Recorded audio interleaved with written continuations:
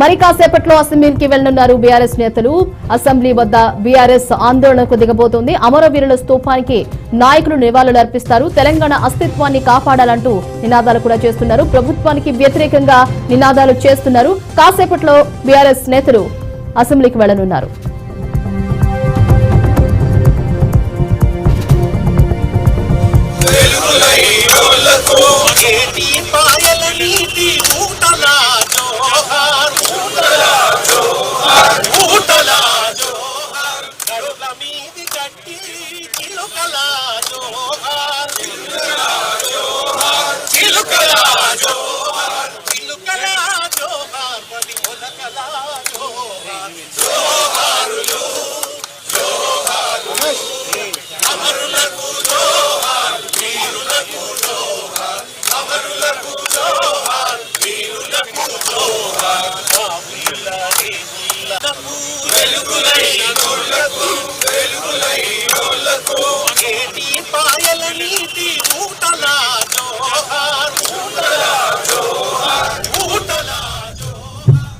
కాసేపట్లో అసెంబ్లీకి వెళ్లనున్నారు బీఆర్ఎస్ నేతలు. అసెంబ్లీ వద్ద బీఆర్ఎస్ ఆందోళనకు దిగబోతుంది. అమరవీరుల స్తూపానికి నాయకులు అర్పించబోతున్నారు. ఇప్పటికే మనం స్క్రీన్ లో చూస్తూ ఉన్నాం. తెలంగాణ అస్తిత్వాన్ని కాపాడాలంటూ నినాదాలు కూడా చేస్తున్నారు. అయితే అసెంబ్లీ వద్ద ప్రభుత్వానికి వ్యతిరేకంగా నినాదాలు చేస్తున్నారు. అయితే అసెంబ్లీ వద్ద బీఆర్ఎస్ నేతలంతా ఆందోళనకు దిగారు. కాసేపట్లోకి అసెంబ్లీకి కూడా వెళ్లబోతున్నారు బీఆర్ఎస్ నేతలు.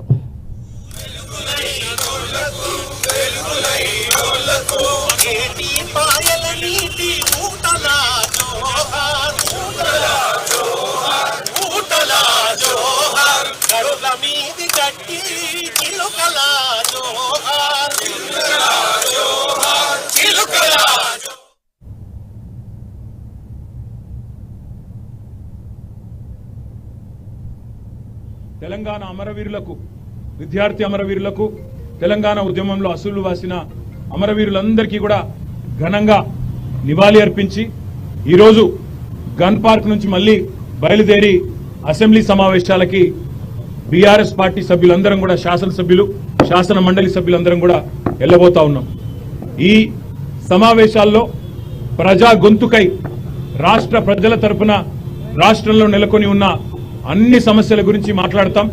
అదే మాదిరిగా ఈరోజు ముఖ్యంగా కాంగ్రెస్ పార్టీ చేస్తున్న దుర్మార్గపు ఆలోచన, దేశంలోనేమో అదానీ మంచివాడు కాదని ఇతర రాష్ట్రాల్లో ప్రచారం చేస్తూ, ఇక్కడ రాష్ట్రంలో మాత్రం రేవంత్ రెడ్డి అదానీ అలై బలై చేసుకుని ఏ రకంగా ముందుకు పోతున్నారో, ఏ రకంగా ఒకవైపు రాహుల్ గాంధీ ఢిల్లీలో, అదేవిధంగా ఇతర రాష్ట్రాల్లోనేమో అదానీ మీద దుర్మార్గ ప్రచారం చేస్తూ ఇక్కడ మాత్రం అదానీ మంచివాడు అన్నట్టుగా నటిస్తున్నారో, ఆ ద్వంద్వ ప్రమాణాలను కూడా ఎండగట్టడానికే ఈరోజు ఈ రకంగా అదానీ రేవంత్ ఒకటై తెలంగాణ ప్రజలతో ఆడుతున్న నాటకాన్ని కూడా బయట పెట్టడానికే ఈ రకంగా మేము నిరసనగా ముందుకు పోతా ఉన్నాం.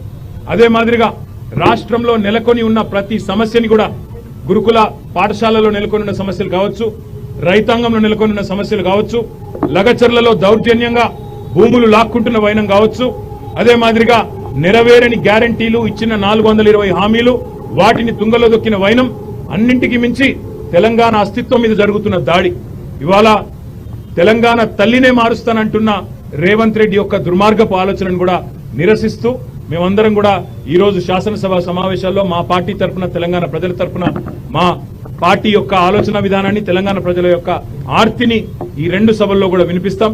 తప్పకుండా ఈ కాంగ్రెస్ పార్టీ యొక్క ద్వంద్వ విధానాన్ని, కాంగ్రెస్ పార్టీ యొక్క దుర్మార్గపు ఆలోచనని, ఎమ్మెల్యేల హక్కులను, చివరికి ప్రజాస్వామిక ఆకాంక్షలను కూడా కాలరాస్తున్న విధానాన్ని కూడా ఎండగడతామని మీ అందరికీ కూడా తెలియజేస్తూ, ఈ రోజు ముఖ్యంగా ఈ రేవంత్ రెడ్డి అదానీ దోస్తానని కూడా శాసనసభ వేదికగా ప్రజల ముందు ఎండగడతామనే మాటను కూడా మళ్ళొకసారి తెలియజేస్తూ అందరికీ ధన్యవాదాలు. జై తెలంగాణ.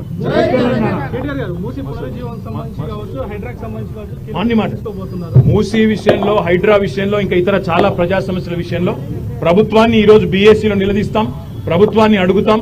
తప్పకుండా ప్రభుత్వ వైఖరి ఎట్లా ఉంటుందో మీరు చూస్తారు, అదేవిధంగా మా వైఖరి ఎట్లా ఉంటుందో కూడా మీరు శాసనసభ సమావేశాల్లో చూడబోతాం.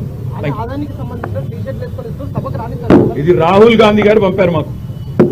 ఎందుకంటే రేవంత్ రెడ్డి ఆయన మాట ఇంటలేడట, అదానితో దోస్తానం వద్దంటే కూడా ఇంటలేడట. రాహుల్ గాంధీ గారు ఇట్లా వాళ్ళ ఇంట లేరని చెప్పి మాకు పంపిండు. మరి మీరన్నా చెప్పండి, రేవంత్ రెడ్డికి బుద్ధి చెప్పండి అని. మరి ఆయన జాతీయ స్థాయిలో ప్రతిపక్ష నాయకుడు కాబట్టి ఆయన కొద్దిగా గౌరవం ఇవ్వాలి కాబట్టి తీసుకున్నాం. మరి రేవంత్ రెడ్డి గారు వైఖరి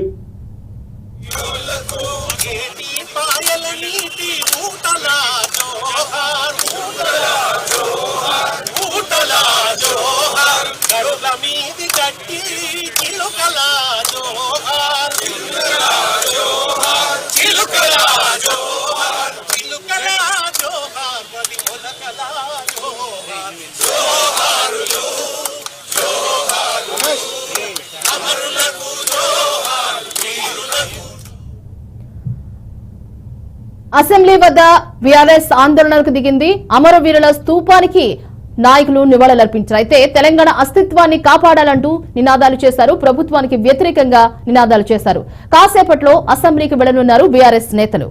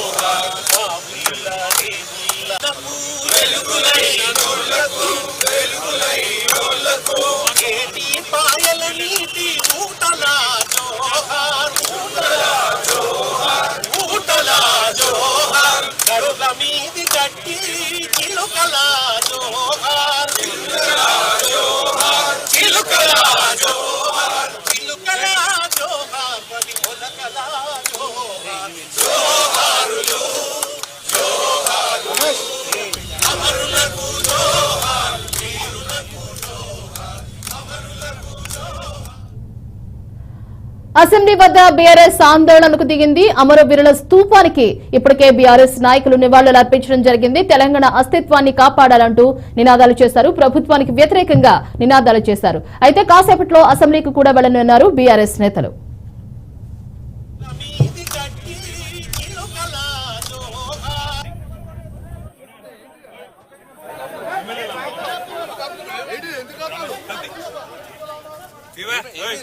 ఎందుకు ఆపుతున్నారు?